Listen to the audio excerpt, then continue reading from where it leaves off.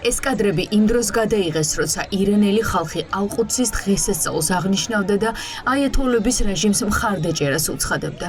ისრაელის რაკეტა აქციის მიმდებარედ ბასიჯის საკონტროლო პუნქტს დაეცა.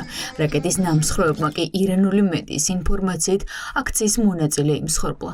რეჟიმის მხარდამჭერ აქციაზე ირანის პრეზიდენტი, საგარეო საქმეთა მინისტრი და რეჟიმის მოსამართლეებიც გამოჩნდნენ. იმის სადემონსტრაციოდ, რომ რეჟიმი მყარად დგას. მიუხედავად იმ ბარბაროსული თავდასხმებისა, რომელსაც სიონისტური რეჟიმი და ამერიკა დღესაც ახორციელებენ, ჩვენ ვხედავთ მილიონიან ხალხმრავლობას. ეს არ ხდება მხოლოდ თეირანში, არამედ ყველა ქალაქში. ეს არის ირანელი ხალხის მტკიცე ნების და გადაწყვეტილების გამოხატულება, მხარი დაუჭირონ ისლამურ რესპუბლიკას, პალესტინასა და იერუსალიმს. ასევე ყველა იმ იდეალს, რომელსაც ჩვენ ამ წლების განმავლობაში მივსდევდით. ჩვენ ამ გზას იმავე ენერგიით და სიმტკიცით გავაგრძელებთ. საბოლოოდ ვაიძულებთ ჩვენს მტერს აღიარონ ირანელი ხალხის ძალა. რამდენიმე საათით ადრე, სანამ ხალხი ქუჩაში გამოვიდა და ირანის სახელმწიფო ტელევიზიის ეთერით ახალი რაჰბარის პირველი მიმართვა გავრცელდა.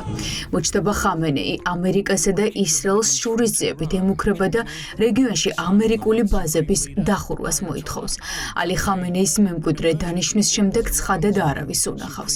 პენტაგონში ამბობენ, რომ დაჭრილი ხამენეი შეშინებული და არალეგიტიმურია. ირანის ხელმძღვანელობა უკეთეს მდგომარეობაში არ არის. სასოწარკვეთილნი და მიმალულნი. ისინი მიწის ქვეშეთში გადავიდნენ, იმალებიან, ვირთხები სწორედ ასე იქცევიან. ჩვენ ვიცით, რომ ახალი ეგრეთ წოდებული არც ისე უზენაესი ლიდერი დაჭრილია და სავარაუდოდ დასახიჩრებული.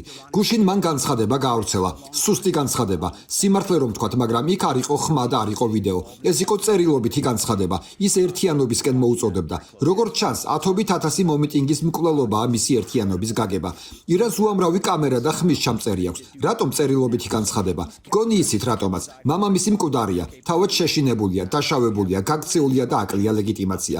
მისთვის ეს სრული ქაოსია. ვინ არის მმართველი? ირანი. რეჟიმი ამტკიცებს, რომ ამერიკამ და ისრაელმა გეგმა ვერ შეასრულეს. ბომბავენ სამხედრო ინფრასტრუქტურას, მაგრამ სისტემა ისევ ფეხზე დგას. დღეს აჰვაზში ბასიჯისა და გუშაქთა კორპუსის კუთვნილი ობიექტები გაანადგურეს. დაბომბეს სარადარო სისტემები და გაანეიტრალეს გუშაქთა კორპუსის სამხედრო საჰაერო ძალების მეთაური ისმაელ დეჰგანი. რეჟიმის გენერლები ამბობენ, რომ სარაკეტო იერიშების მიუხედავად სისტემა ისევ ბრძოლის უნარიანია. ტრის პირველი სცენარი იყო ლიდერების ლიკვიდაცია და თავდასხმა შეიარაღებულ ძალთა ხელმძღვანელობაზე. შეიძლება ითქვას, რომ ამ ეტაპზე მტერი წარმატებული იყო, თუმცა სასურველ შედეგებს მაინც ვერ მიაღწია. შედეგები, რომლებიც მტერმა ვერ მიიღო, პოლიტიკური და სამხედრო სტრუქტურის დაშლა, მათ ვერ მოახერხეს სისტემის დესტაბილიზაცია. საპასუხო რეაქცია. თავდასხმიდან სულ რაღაც 2 საათში ჩვენ დავიწყეთ საპასუხო ოპერაცია. პირველი 2 დღის განმავლობაში ჩვენი პასუხი იყო უკიდურესად მკაცრი და ძლიერი. შემდეგ კი გადავედით ისეთ ტაქტიკაზე, რომელიც უზრუნველყოფს ომის უწყვეტობას და მდგრადობას. ამგვარად, პირველ ფაზაში მტრის გეგმა სრულიად ჩაიფუშა. მტერი მოელოდა, რომ მოსახლეობა მათ მხარეს დაიჭერდა, თუმცა პირიქით მოხდა. ხალხის ერთიანობა და მხარდაჭერა რამადანის თვის განმავლობაში, მათ შორის ომის 12 დღის განმავლობაში აჩვენებს, რომ მტრის მეორე ფაზაც წარუმატებელი აღმოჩნდა. ამერიკული ეპიკური მრისხანების ფარგლებში შტატებმა 6000 სამიზნეს დაარტყა. გაანადგურეს 60 ირანული ხომალდი, 30 დამნაღმელი გემი.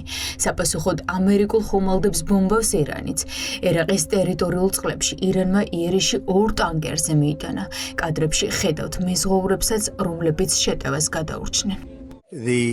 ირანთან დაკავშირებული სიტუაცია ძალიან სწრაფად ვითარდება. ჩვენ ვაკეთებთ იმას, რაც უნდა გაკეთდეს. ჩვენი სამხედრო ძალები შეუდარებელნი არიან. მსგავსი რამ არასდროს მომხდარა. არავის უნახავს მსგავსი რამ.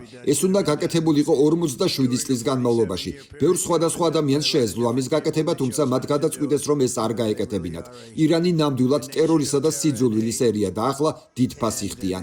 ერაყის დასავლეთით დაბომბეს ამერიკული სამხედრო თვითმფრინავიც.